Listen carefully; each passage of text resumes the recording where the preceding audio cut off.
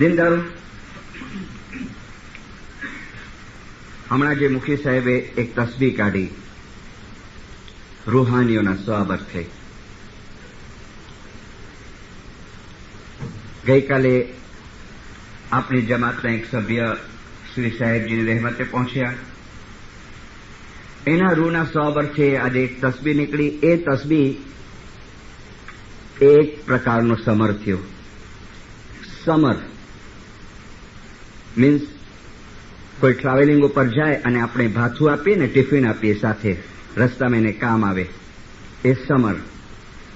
અને કંઈક સમર મહેમાનીને છોડીને અહીંયા પડ્યું છે પાટ ઉપર, રૂહાની દુઆના સ્વરૂપની અંદર. જેમ આપણા પીરોએ જ્ઞાનની અંદર કીધું છે, ઇમામ ઝૈનુલ આબદીન સલવાતુલ્લાહ અલૈને એક જણાએ આવીને સવાલ કર્યો કે યા ઇમામ, ગઈકાલે હું બંદગીમાં બેઠો હતો અને પછી હું રૂહાની દુનિયામાં ગયો. રૂહાની દુનિયામાં ગયો ને તો યા મૌલા, મેં જોયું કે અમુક રૂહાનીઓ ઘણી ખુશી આનંદમાં છે, પણ એક રૂહાનીને મેં જોઈ કે જે મારી બાજુમાં રહેતો હતો, મારો પડોશી હતો, આ જ્ઞાનમાં છે, તો એને કંઈ અપસેટ જોઈ, કંઈ અનહેપી જોઈ, કંઈ દુઃખી હતી. તે અમોલા એનું કારણ શું? તો હઝરત ઇમામ ઝૈનુલ આબદીન ખુલાસો કરે છે કે જે રૂહાનીઓને તે ખુશીમાં જોઈ, જે રૂહાનીઓને તે આનંદમાં જોઈ ને, એ રૂહાની અને જ્ઞાનની અંદર આ પ્રમાણે એને લેવામાં આવ્યું કે ઉનકે પીછે જો બેટે હુએ, उनके पीछे जो बेटा हुआ, बेटे ने भेजी है दुआ निर्धार, दिन 40 उसके पीछे सार.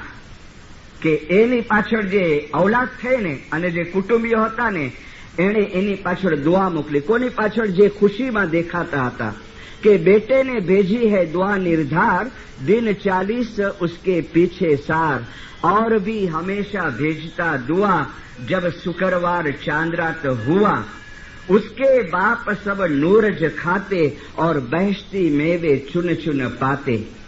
કે જે તો જોયું ને કે ખુશીમાં છે એ રૂહાનીઓ એની પાછળ એની ઔલાદ, એના કુટુંબીઓ સમર મોકલે છે, દુઆ મોકલે છે શુક્રવારે ચાંદ રાતે, અને એ લોકો એ દુઆ નુરાની સ્વરૂપમાં એ લોકોને પહોંચે છે. જેમ કે वजीर ऊ कानजी एक वक्त हजरत इमाम सुल्तान मूसा ने सवाल पूछे सलवातुल्लाह अलैह ने कि या मौला, मेरी दादी गुजर गई ने, उसको दूध खिचड़ी बहुत पसंद थी, तो या मौला मैं दुआ में दूध खिचड़ी रखूंगा तो मेरी दादी को मिलेंगी?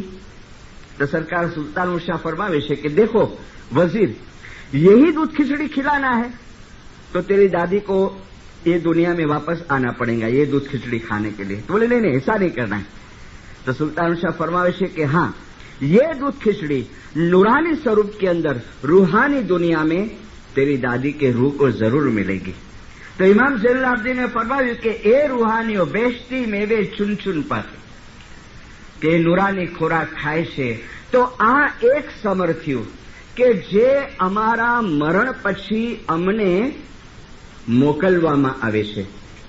પરંતુ દિનદારો, એક સમર એ છે, એક ભાથું એ છે કે જે સમર તરફ આપણી હયાતી દરમિયાન આપણે, હું જજમેન્ટ તો નથી આપતો, પણ લગભગ એવું દેખાય છે કે આપણે બેદરકાર હોઈએ છીએ.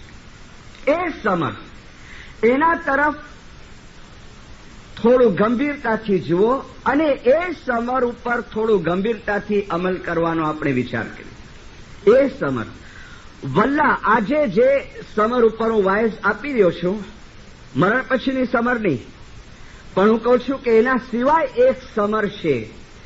એ સમર ઉપર અગર ધ્યાન આપ્યું હાજર ઇમામના રૂહાની બચ્ચાઓએ અને એ સમર ઉપર જો અમલ કર્યો, તો વલ્લા હું કહું છું કે મારા મોત પછી અગર તસ્બીહ ન પણ કાઢવામાં આવે અને આ રૂહાનીની દુઆ ન પણ રાખવામાં આવે તો પણ મને કાંઈ પરવા નથી. બીકોઝ કારણ કે મેં એ સમર ભેળું કર્યું કે મારો આત્મા જેવું આ શરીરમાંથી નીકળ્યું કે સીધો મુર્તઝાલી હાજર ઇમામના નૂરમાં સમાઈ ગયો. સલવાત પડો મળે. એ સમર અને હર ઇમામ, એની અંદર પણ હજરત ઇમામ સુલતાન મોહમ્મદ શાહ અને મૌલાના શાહ કરીમ રોશની હાજર ઇમામ હંમેશા પોતાના રૂહાની બચ્ચાઓને એ સમર તરફ ગંભીરતાથી અમલ કરવા માટે ફરમાનોની અંદર દોરવણી આપે છે. હંમેશા મારી ઘણી વાયદો થશે, તમે સાંભળશો આસ્તે આસ્તે. એ સમર શું છે દિલદાર? એ સમર શું છે જે અમને પાછળથી કોઈ નહીં આપી શકે? પાછળથી તમને આ દુઆ મળશે, તમને ફ્રૂટ મળશે, તમને કપડાં મળશે, પણ એ સમર જે અમને અમારી સાથે લઈ જવાની છે, અને એ સમરનો દરજ્જો એ છે કે મેં આપને કહ્યું કે સીધો આપણા શરીરની અંદરથી રૂહ નીકળે કે મુર્તઝા અલી હાજર ઇમામના નૂરમાં મળી જાય. મોમીનો, આપણી દુઆ આપણા મર્યા પછી કોઈ નહીં પડી આપે. આપણી ઇબાદત જેટલી ચૂકી ગયા છું, આપણા મર્યા પછી કોઈ નહીં કરી આપે. આપણા અમાલ, કેરેક્ટર એ અમને કરવા છે અમારી હયાતીમાં. આપણી દુઆ અમને પડવી છે, મને પડવી છે. અગર બાબુલ એમ વિચાર કરતો હોય કે મારા મરે પછી જેટલી મારી દુઆ બાકી રહી ગઈ છે એ મારો ભાઈ પડશે, કે મારો બાપ પડશે, કે મારો દીકરો પડશે, નો, મને પડવી છે. હું મારી બંદગી જે રહી ગઈ હશે એ કોઈ નહીં કરી શકે, મારી દુઆ કોઈ નહીં પડી શકે મારા મરણ પછી. એટલે ઇમામ અમને ઢોલ વગાડી વગાડીને કહેશે, પીર અમને ઢોલ વગાડી વગાડીને કહેશે કે કાયરે જાવો વણ સમરે ભાઈ. અરે મારા ભાઈઓ, સદરદીન કહે છે, અરે મારા ભાઈઓ, શા માટે વણ સમરે વગર ભાથું લીધા વગર જાઓ છો? આછી તે કરણી કમાવો, કરણી કમાવશો તો રહેશો છાંયડે, નહીં તો રહેશો ધૂપ જ માહે. અને પછી કીધું એ સમર કમાવાનો ટાઈમ જબ લગ હરિયા ખેત રહે, ગ્રીન ફાર્મ છે, લીલું ખેતર છે આ શરીર. જબ લગ હરિયા ખેત રહે, ત્યાં સુધી એ ચાન્સ છે, કમાવી લ્યો. બીમારીના બિસ્તર ઉપર પડ્યા ને મરી જશો. હાથમાં તસ્બીહ ઉપાડવાનો ટાઈમ નહીં રહે, હાથ નહીં હાલે, જબાન નહીં હાલે, શરીર હાલતું હશે, પણ જ્યાં સુધી આ લીલું છે ને, પીર કે છે જબ લગ હરિયા ખેત રહે, કમાવી લ્યો. અને નહીં કમાવશો તો અડધા લાખ વર્ષનો એક દાડલો આખર જમાનામાં હોય. ઘણા જણા કે ને દિનદારો સમજ્યા મિશનરી તો વાઇસ કરે. હા, આપણે તો એ આપણા પ્રમાણે જિંદગી જીવો. ટાઈમ હોય તો ખાને આવો, ટાઈમ હોય તો બંદગી કરો, હા, ગુનાના કામ કરો. એ પછી ચાંદરાતની મજલિસ થશે, એક દુઆ માંગશે જમાત, એ અસલમાં વાસલ થઈ ગયા દીનદારો? નો.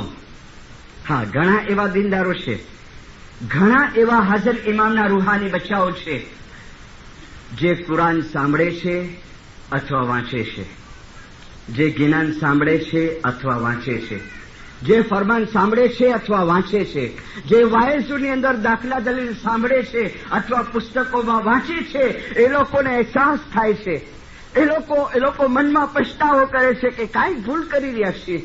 યા હાજરીમાં તો અમને શક્તિ આપ કે હું કાંઈક ભૂલ કરું છું. યા હાજરીમાં હું મારું દુઆ છોડીને કાંઈક ભૂલ કરું છું. અને પોતે કોશિશ કરે છે બિચારા, ખાને ન પણ પહોંચી શકે ને, પણ જુએ કે 7 વાગ્યાનો 7:30નો દુઆનો ટાઈમ છે ને, જ્યાં પણ હોય એ પોતાની દુઆ ગુજારી લેશે.